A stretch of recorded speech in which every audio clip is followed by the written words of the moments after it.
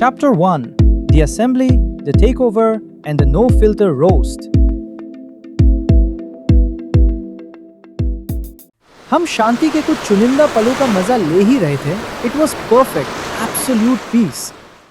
शाम के 7 बज चुके थे और आसमान गहरा हो चला था। सूरज तो कब का ढल चुका था, पर अब असली जादू शुरू हुआ था। स्ट्रीट लाइट और दुकानों की उस वार्म गोल्डन रोशनी में व्हाइट टाउन की वो मशहूर पीली दीवारें अब और भी सिनेमैटिक और एस्थेटिक लग रही थी। मेरी पत्नी आख्या, शी वॉज लुकिंग सीरीन, अपने आप में एक छोटा सा मिरेकल ही समझो। दुनिया से दूर बस समंदर की ठंडी हवाओं को महसूस कर रही थी।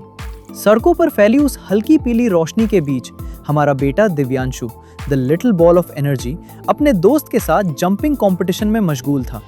दुकानों की जगमगाहट और इन खूबसूरत गलियों के बीच he was simply living his best life.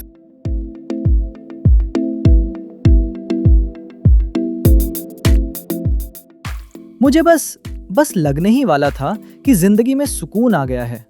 पर कहते हैं ना, एक इंपल्सिव फ्रेंड रखने वाले को पहले ही अंदाजा हो जाता है कि कब माहौल बदलने वाला है। इस बार कोई वाइब्रेशन नहीं, कोई नोटिफिकेशन नहीं, बस हवा में एक अजीब सी हलचल थी। और लो, वो सामने खड़ा था, like a South Indian action movie superhero in slow motion. Vivek in full action न जाने कहां से टपक पड़ा। उसने हमें आकर पागलों की तरह गले लगा लिया। साथ में उसकी पत्नी जया और उनका छोटा धमाका जशवीक। सुकून का तो ऑफिशियल द एंड हो चुका था। हम सब निकल पड़े। हम सब मिले व्हाइट टाउन बीच रोड पर। और दोस्तों, हमारा ग्रूड ग्रुप जब रास्ते पे उतरा तो पौंडी की sophisticated French vibes suddenly Chandni Chowk में बदल गई।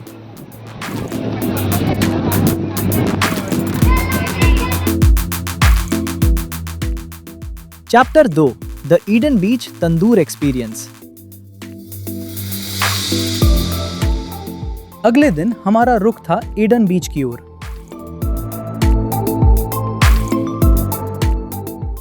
पौंडी की भीड़ भाड़ से दूर ये जगह वाकई किसी जन्नत से कम नहीं।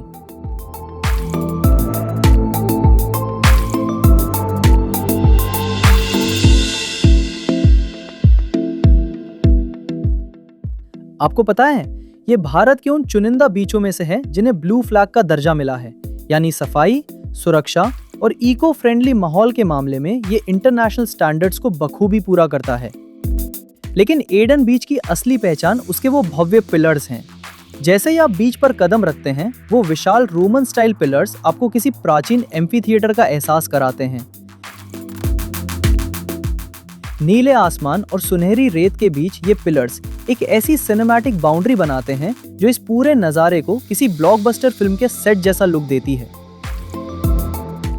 लेकिन एक चीज जो हमने सीखी वो ये कि समय का सही चुनाव कितना जरूरी है। हम सुबह करीब 10 बजे वहां पहुंचे थे और भले ही वो दिन की शुरुआत थी, लेकिन सूरज की तपिश हम पर भारी पड़ने लगी थी। सच कहो तो हम खुद को ह्यूमन तंदूर में तब्दील होता महसूस कर रहे थे। हमने सोचा था कि सुबह का वक्त सुकून भरा होगा, लेकिन गर्मी ने हमें चौंका दिया। हकीकत तो ये थी कि उस ब्लू फ्लैग बीच की सफाई, उन पिलर्स की भव्यता और वहां के नीले पानी के नजारे ने उस गर्मी को भी जैसे छोटा साबित कर दिया। हमने गर्मी तो झेली, पर उन पिलर्स के बीच से जो यादें हमने कैद की वो हमेशा के लिए यादगार बन गई।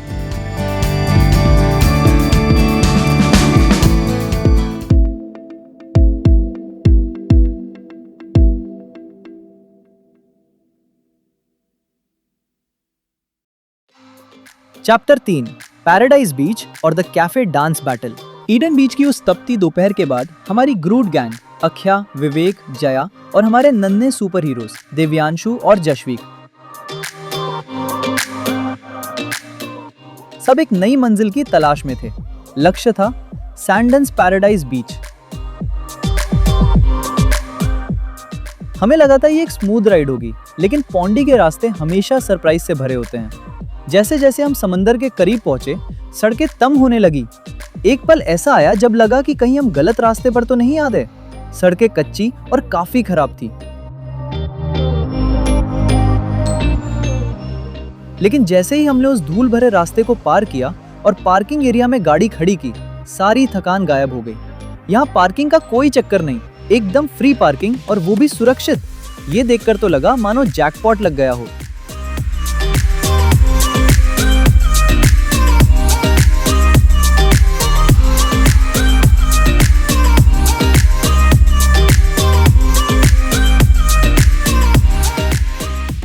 बीच पर कदम रखने से पहले टिकट काउंटर पर एक छोटी सी हलचल थी।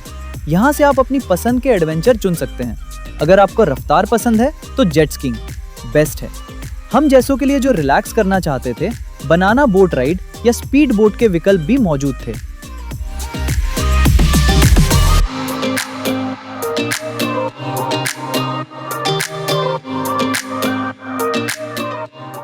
और फिर जो हुआ वो इस ट्रिप की असली स्पिरिट थी। देव्यांशु और जशवीक ने तो जैसे पानी को अपना घर मान लिया था। रेत का महल बनाने की कोशिश में उन्होंने आधा बीच खोद डाला।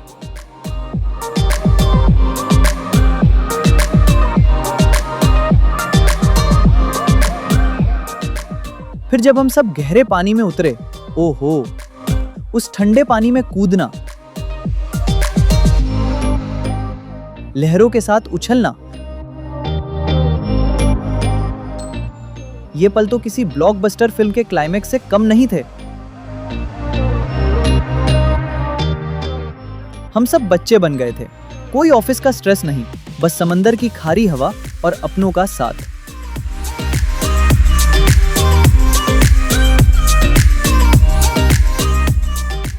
पानी से निकलकर जब हम बीच कैफे पहुंचे तो हमारी भूख वाकई एक्सट्रीम लेवल पर थी। यहाँ का फ्रेश सी फूड और कुछ लोकल स्नैक्स ने तो जैसे कमाल ही कर दिया।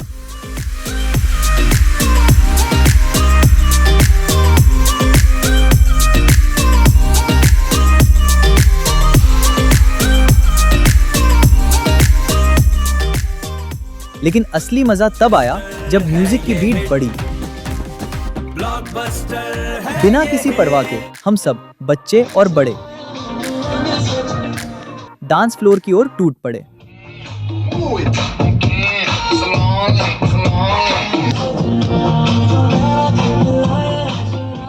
सब उस माहौल में पूरी तरह खो गए थे।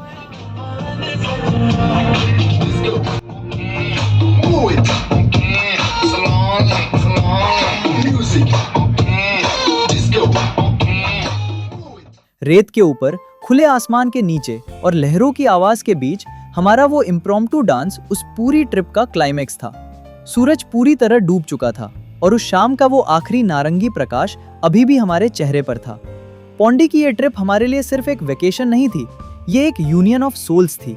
हमने ऊबड़ खाबड़ रास्तों को पार किया, गर्मी का सामना किया और थकान को भी पीछे छोड़ दिया, क्योंकि उन यादों की कीमत इन छोटी मोटी मुश्किलों से कहीं ज्यादा थी। देव्यांशु और जशवीक की वो बेफिक्र हंसी, रेत का वो महल जो लहरों ने मिटा दिया, और हम बड़ों का वो ग्रूट गैंग वाला पागलपन। यही तो असल में जिंदगी है।